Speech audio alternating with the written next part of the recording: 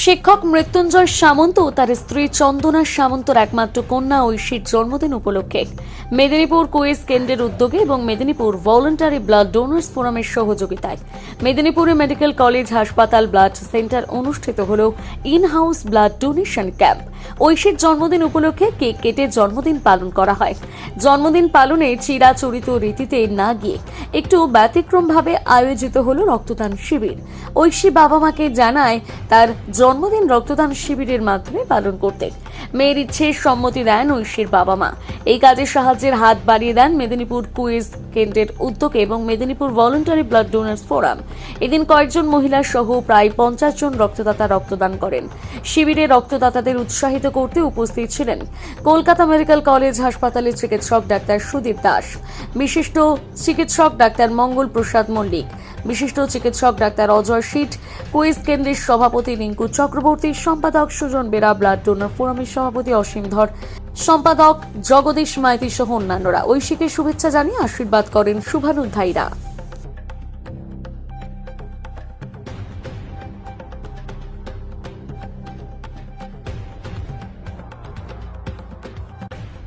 আজকে দেখা গেল মেদিনীপুর মেডিকেল কলেজে ব্লাড ব্যাংকই একটা রক্তদান শিবির জন্মদিন নিয়ে কি বলবেন?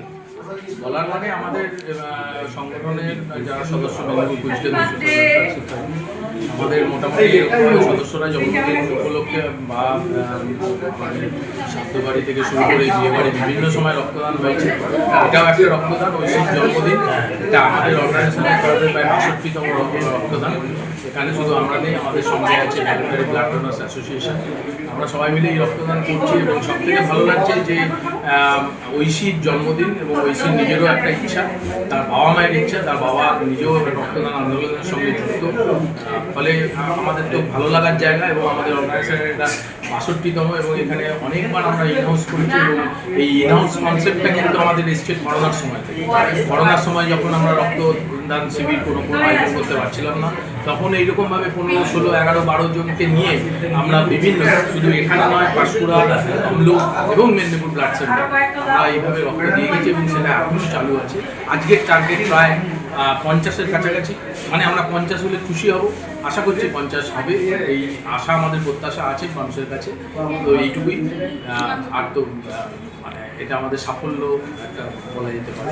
এখনও অবধি 3061তম রক্তদানে প্রায় আমরা 3009 ইউনিট ব্লাড আমরা সরকারি ব্লাড ব্যাংকে আজ 2012 সালের সংগঠন, ফলে এই 10-12 বছরে এতগুলো ইউনিট করছি শুধু মানুষের ভালোবাসা এবং তাদের আশীর্বাদ। আপনার নাম? আমি সম্পাদক Medinipur social welfare society, Sujan Bera.